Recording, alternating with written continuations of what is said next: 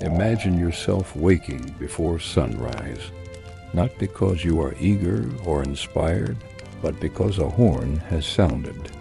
Its dull note carries through the cold air, bouncing off timber walls and packed earth. It is not loud exactly, just unavoidable. You rise from a narrow sleeping space inside a barracks shared with several others. The air is heavy with the scent of wool, leather, old wood, and bodies that have not been properly washed in days. Your cloak, stiff from yesterday's dampness, offers little comfort as you pull it around your shoulders. This is the rhythm of your life now, the rhythm of the Roman frontier. You are far from Rome, so far that the city has become more of an idea than a place. Out here on the edge of the empire, daily life is governed not by politics or philosophy, but by weather, routine, and the quiet pressure of discipline. The morning begins with inspection. Weapons are checked, not because a battle is expected today, but because readiness itself is mandatory. Your shield must be clean, your boots intact, your posture correct. Small failures are noticed, and noticed failures are remembered. Food follows, though it is rarely exciting. Grain is the foundation of your meals. Coarse bread, sometimes hard enough to require soaking. There may be porridge, flavored faintly with whatever is available. Occasionally a bit of salted meat, tough, and preserved more for survival than enjoyment. Eating is efficient. There is little conversation, no lingering. After food comes training, even on days when no enemy is visible. Even when rain has turned the ground to soft mud. Even when your muscles still ache from the day before. You drill. You march. You repeat movements that must one day be instinctive, even if that day never arrives. The weight of your equipment presses steadily into your shoulders and hips. Over time, your body adapts, not comfortably, but necessarily. Pain becomes familiar. Not dramatic pain, just the steady background discomfort of constant exertion. The fort itself is practical rather than impressive. Walls of timber or stone surround it, depending on location. A ditch may run along the perimeter. Inside, everything has its place. Barracks, granaries, workshops, command buildings. Order is everywhere. Straight lines, right angles. Roman order imposed on unfamiliar land. And beyond the walls lies the unknown. Sometimes it is forest, sometimes open grassland, sometimes rolling hills fading into mist. The landscape is beautiful in a distant way, but it never quite feels welcoming. This land is not Rome.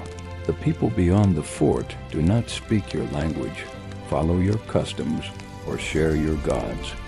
They watch, and you watch them in return. Much of your day is spent waiting for orders, waiting for patrol duty, waiting for something to happen, or nothing at all. Boredom is one of the great challenges of frontier life. Long stretches pass without incident, broken only by routine tasks. Repairing roads, cutting timber, maintaining walls. These are not glorious activities. They are repetitive, quiet, and endless. Yet vigilance is always required. You cannot relax completely, not during a meal, not during a conversation, not even at night. Guards are posted. Shifts rotate. Sleep comes in fragments. You lie on your bedding, listening to the wind outside, to distant animal sounds, to the occasional movement of another soldier turning in his sleep. Sometimes your thoughts drift home, to a place that feels increasingly unreal. Illness is common. Living in close quarters makes disease difficult to avoid. Coughs pass easily from one man to another. Minor injuries can linger. Medical care exists, but it is limited, especially so far from the empire's heart. Recovery is slow, and expectations remain unchanged. If you can stand, you can work. Discipline underpins everything. Punishments are designed to be remembered. Not necessarily brutal in a dramatic sense, but public and humiliating. A lesson for everyone else. The knowledge of this keeps most soldiers obedient. Not loyal in a romantic sense, but compliant. Days blur together. Morning, drill, work, watch duty, sleep. Weeks become months. Months stretch into years. Some soldiers serve their entire careers in places like this, never seeing Rome again. Their world shrinks to the fort, the surrounding land, and the slow passage of time. This is not the life of conquest and triumph. It is the life of endurance. And as you move through these routines, cold mornings, simple meals, endless drills, you begin to understand something essential about the Roman Empire. It was not built only by great generals or famous battles. It was held together by ordinary people living quiet, difficult lives in places no one would later celebrate. And as the days pass, as boredom settles into your bones, your thoughts may begin to wander toward the distant figure who made choices that shaped this frontier itself. A man who believed not in endless expansion, but in limits. And it is to him that we will gently turn next. As your days on the frontier settle into their familiar rhythm, it becomes natural to wonder why you are here at all. Why this fort exists. Why this border matters. Why Rome has chosen not to push farther outward, but instead to pause and hold. The answers to those questions lead, gently and inevitably, to one man, Hadrian. Imagine him not as a distant statue in marble, but as a living presence whose decisions quietly shaped your daily routine. The drills, the walls, the waiting. Unlike many emperors before him, Hadrian did not believe that Rome needed to expand endlessly. He believed it needed to endure. Hadrian was born in the year 76 into a family already connected to power, though not at its very center. From an early age, he was immersed in Roman education, literature, rhetoric, philosophy. He developed a particular admiration for Greek culture, its language, its art, its way of thinking. This fondness earned him quiet mockery from some contemporaries, who saw his tastes as unusual, even indulgent. But Hadrian was patient. He learned how Rome functioned, not just in theory, but in practice. How power moved, how loyalty was maintained, how order was enforced. When he became emperor in 117, following the death of Trajan, he inherited an empire at its greatest territorial extent. Trajan had expanded Rome aggressively, pushing its borders far outward through costly campaigns. Hadrian looked at this vast expanse and felt something other than pride. He felt concern. An empire stretched too thin, he believed, was an empire at risk. Supply lines weakened, soldiers isolated, borders blurred rather than defended. So Hadrian did something quietly radical. He stopped expanding. Instead, he traveled. Hadrian spent much of his reign moving through the provinces, visiting the very places where soldiers like you were stationed. He walked along borders, inspected forts, spoke with commanders, observed conditions firsthand. This was unusual. Many emperors ruled from Rome, distant from the realities of frontier life. Hadrian preferred presence. When he stood near a fort like yours, he did not see glory. He saw logistics, weather, terrain, human endurance. And from this perspective came his most enduring legacy, the philosophy of defense. Hadrian believed that Rome's strength lay not in constant motion, but in firm boundaries, clear borders, controlled movement, visible limits. Walls became symbols of this approach, not just barriers, but statements. The most famous of these, of course, is Hadrian's Wall in Britannia, a long, carefully constructed line stretching across the island, marking the edge of Roman authority. But similar systems existed elsewhere too: fort chains, watchtowers, roads linking garrisons together like beads on a string. For soldiers like you, this meant something very specific. It meant staying put. It meant maintaining walls instead of marching forward, standing guard rather than advancing, watching rather than conquering. Hadrian also reformed military discipline. He insisted on strict training, uniform standards, and constant readiness, not because battle was inevitable, but because preparedness itself was a form of stability. You drilled not to charge, but to deter. This philosophy brought long periods of peace to many frontiers. But peace, as you know well, comes with its own challenges. Long deployments, few moments of distinction, years spent holding a line that may never move. Hadrian himself embodied contradictions. He admired art and architecture, yet enforced military discipline. He valued philosophy, yet ruled with firm authority.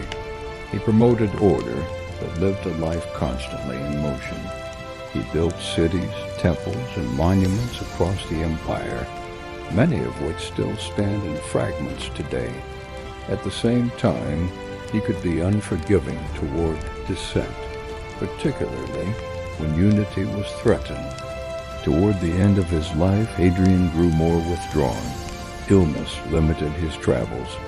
The man who had crossed the empire repeatedly now remained still, confined by his own failing body. Yet his vision endured.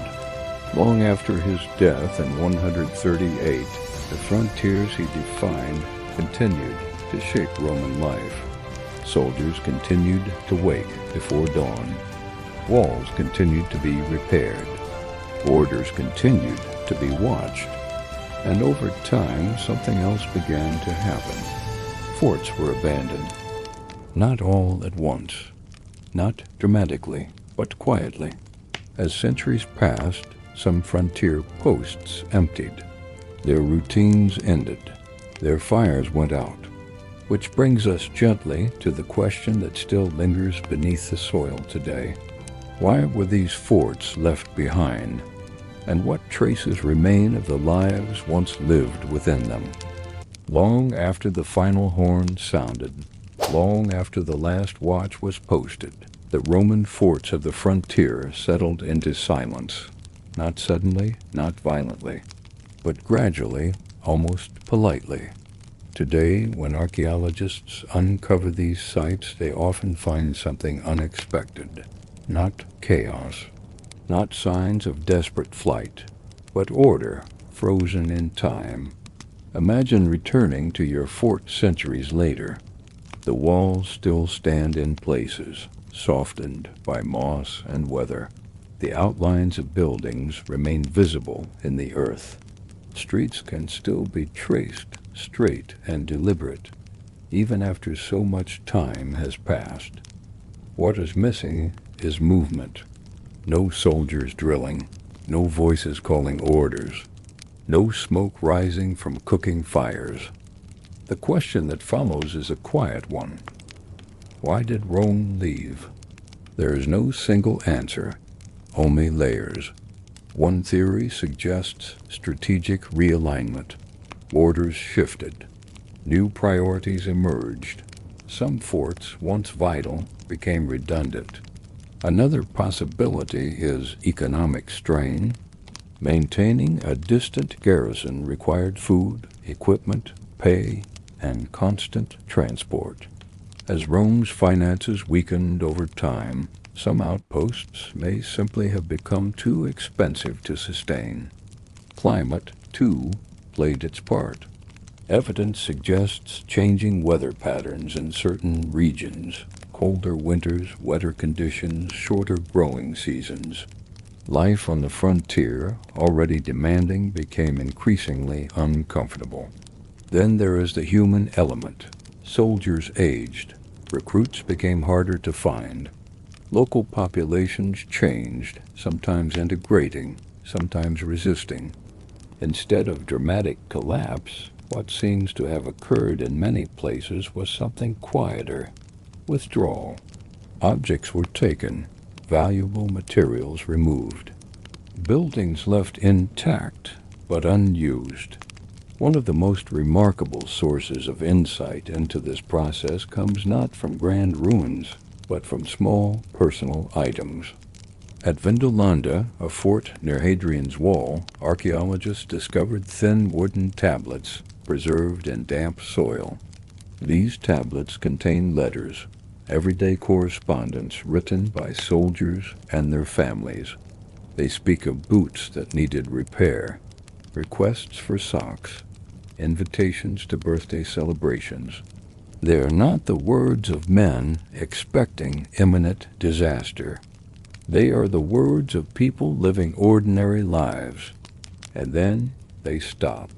No farewell letters, no final announcements, just absence. Some forts show signs of partial reuse. Local communities moved into abandoned structures. Walls became animal enclosures. Stones were repurposed. Rome's presence faded, not in fire, but in silence. The empire did not fall all at once. On the frontier, it dissolved slowly, like breath on a cold morning.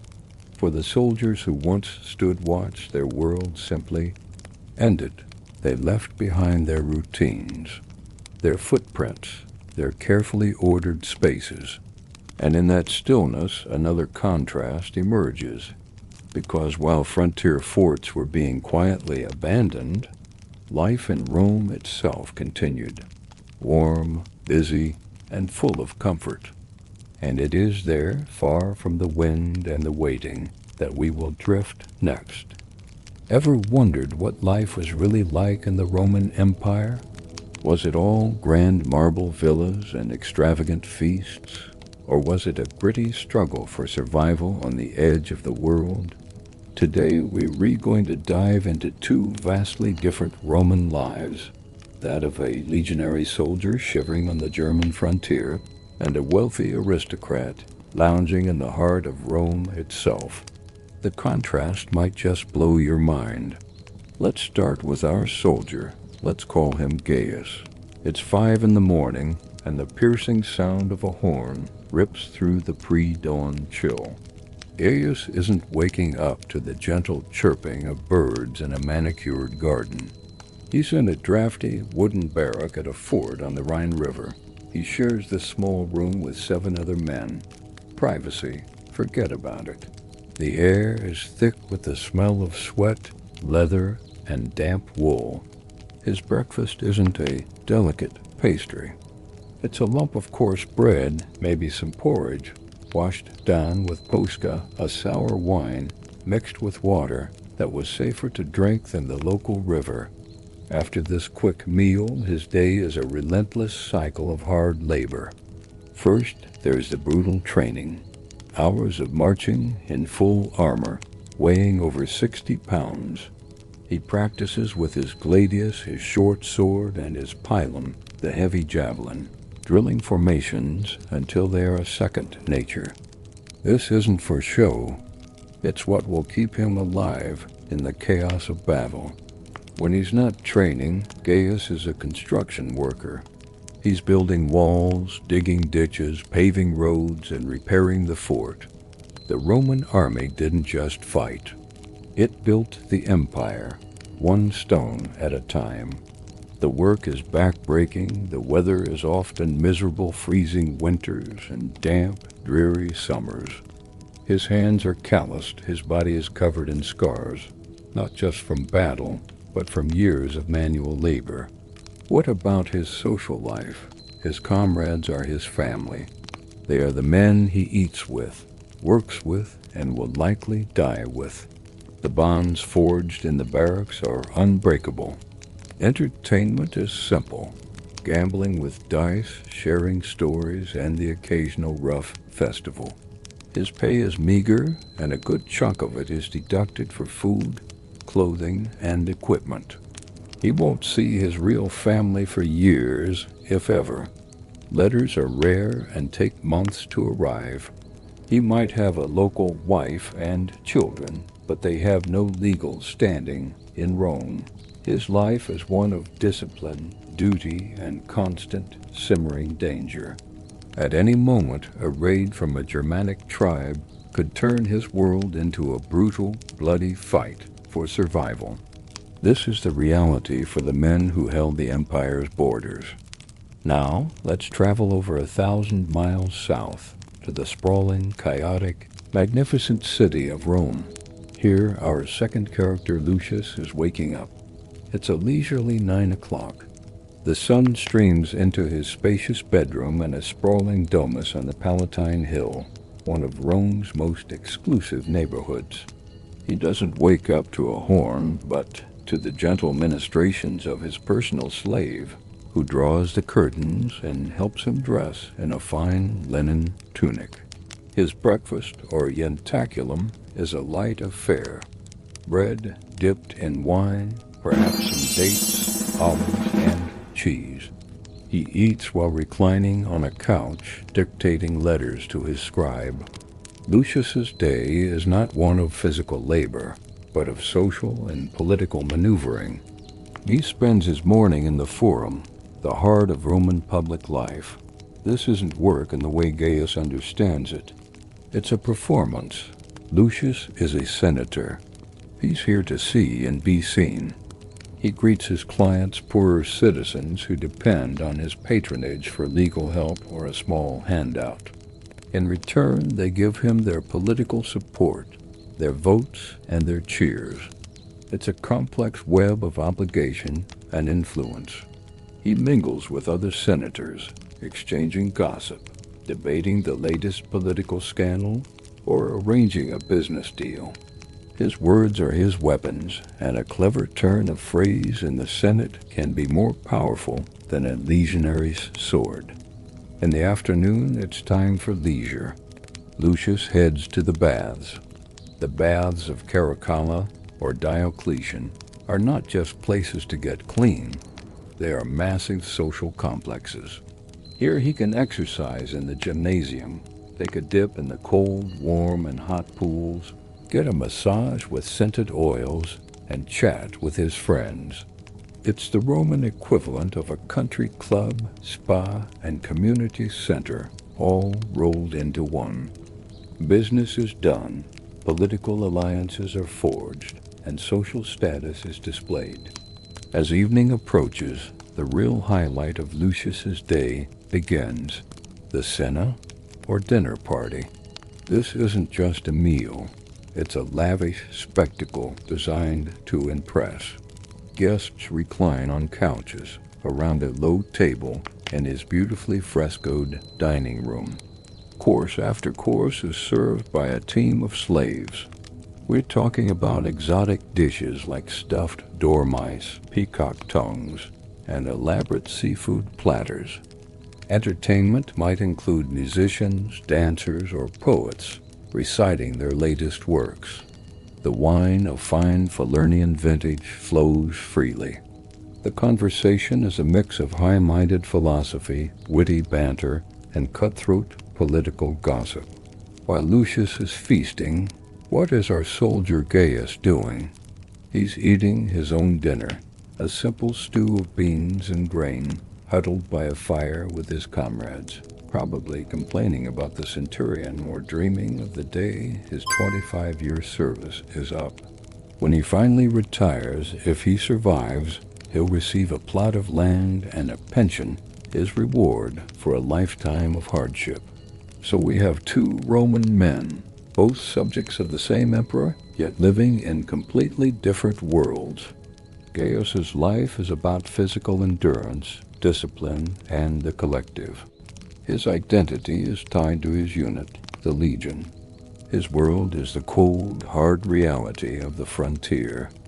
Lucius's life, on the other hand, is about intellectual and social gamesmanship, luxury, and individualism. His identity is tied to his family name, his wealth, and his political standing. His world is the intricate, perfumed, and often decadent heart of the empire.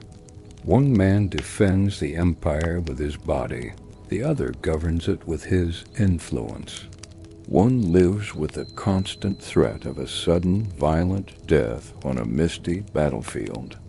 The other faces the equally real, though less bloody, danger of political ruin, exile, or a poisoned cup at a dinner party. It's this very contrast that made the Roman Empire so powerful and so complex. It needed the brute strength and unwavering discipline of men like Gaius to expand and protect its borders. But it also needed the wealth, administration, and political maneuvering of men like Lucius to manage it all. The soldier and the senator were two sides of the same imperial coin. One couldn't exist without the other. Their lives, though worlds apart, were inextricably linked in the grand, sprawling, and brutal story of Rome. So which life would you choose? The harsh, honorable life of a soldier on the edge of civilization, or the luxurious, treacherous life of the elite at its center? Let me know your thoughts down in the comments. It is a fascinating question that gets to the very core of what the Roman Empire was all about. Thanks so much for watching, and if you enjoyed this journey back in time, don't forget to like, subscribe, and hit that notification bell so you don't miss our next deep dive into history. See you next time. As we come to the end of our journey, allow the images to soften. The cold fort at the edge of the world, the long roads Hadrian traveled, the quiet ruins left behind, the warm baths and echoing halls of Rome. These worlds existed at the same time, bound together by distance and duty. Tonight you are neither soldier nor emperor. You are simply listening. And as the past fades back into silence, you can return to the present, to warmth, to rest, to stillness. There is nothing to guard, nothing to wait for, nothing expected of you now. Let the empire sleep. And if you wish, you may sleep as well.